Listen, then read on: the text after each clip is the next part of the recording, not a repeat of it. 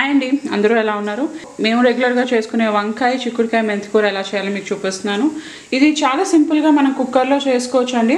So దీనికి ఏం కావాలి నేను కింద వీడియో డిస్క్రిప్షన్లో పెడతాను. సో కూర ఎలా చేసుకోవాలో మనం ప్రాసెస్ అనేది స్టార్ట్ చేసేద్దాం.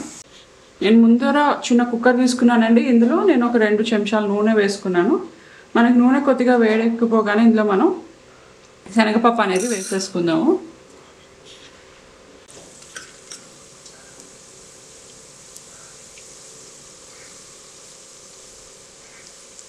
మనకి శనగపప్పు కొద్దిగా వేగగానే మనం ఇందులో మిగతా పోపు సామాన్లు అనేవి కూడా వేసేసుకుందాము. ఇందులో నెక్స్ట్ ఆవాలు, జీలకర్ర, ఇంకా మినపప్పు అనేది నేను వేసుకుంటున్నాను.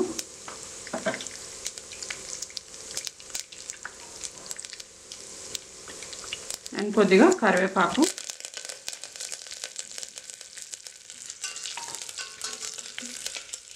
నెక్స్ట్ నేను ఇందులో మెంతికూర వేసేసుకుంటున్నాను. మనకి ఇక్కడ మెంతికూర అనేది వేగిపోయిందండి. నేను నెక్స్ట్ ఇందులో 2 పచ్చిమిరపకాయ, ఇంకా 2 ఎండుమిరపకాయలు అనేవి వేసుకుంటున్నాను. అండ్ కొద్దిగా అల్లం తురుము. నేను ఏదైతే ఎంత తీసుకుంటున్నానో నేను కింద వీడియో డిస్క్రిప్షన్లో పెడతాను. ఇప్పుడు ఇదంతా మనం ఒకసారి బాగా కలిపేసుకుంటాము.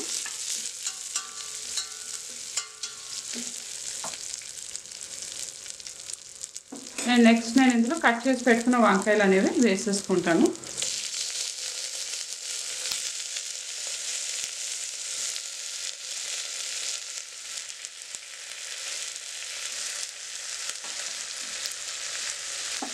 ఇది ఒకసారి మనం కలిపేసుకుందాం.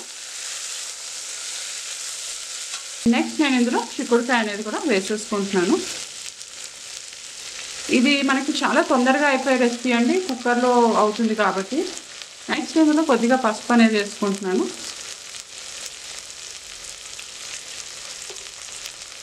అండ్ మన కూరకు సరిపడా ఉప్పు,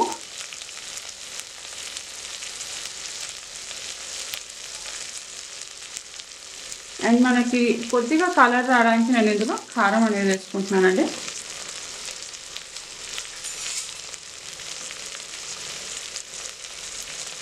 జస్ట్ ఒక పావు చెంచా కారం. ఇదంతా మనం ఒకసారి బాగా కలిపేసుకుందాం. ఇదే ఇందులో పట్టే ఇంగ్రీడియంట్స్. సో చాలా సులువు, కానీ టేస్ట్ మటుకు చాలా చాలా చాలా బాగుంటుంది. నెక్స్ట్ నేను ఇందులో అప్రాక్సిమేట్గా 1 కప్ వాటర్ అనేది వేసుకుంటున్నానండి. ఇప్పుడు నేను ఇది మూత పెట్టేసుకుని 2 విజిల్స్ వచ్చే వరకు ఉంచుకుంటాను. నేను ఇక్కడ వంకాయ కూర ఇది 2 విజిల్స్ వచ్చాక ఆపుకున్నానండి. మనకి ఇది ఇలా కుక్ అయింది. ఇందులో కొద్దిగా మనకి ఇంకా వాటర్ అనేది మిగులుతుంది. సో నేను మళ్ళీ ఒకసారి దీన్ని ఇక కింద కొంచెం మనకి వాటర్ ఉంటుంది కదా, ఇది మళ్ళీ ఒకసారి నేను స్టవ్ మీద పెట్టుకుంటాను. నేను ఇది కూర వేగినట్టుగా రావాలని కాబట్టి ఒక మూకుడులో వేసుకున్నానండి. ఇది సిమ్లో పెట్టి మనకి వాటర్ అంతా ఇదే తగ్గిపోయే వరకు మనం దీన్ని కుక్ చేసుకోవాలి. సో మనకి ఇందులో వాటర్ అనేది తగ్గిపోయిందండి, కూర కూడా దగ్గరగా అయింది.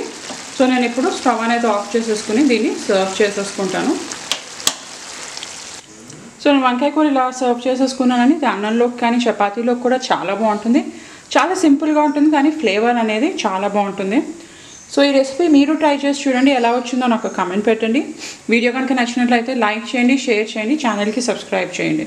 ఇంకో మంచి రెసిపీతో మళ్ళీ కలుస్తాను. అంతవరకు బాయ్.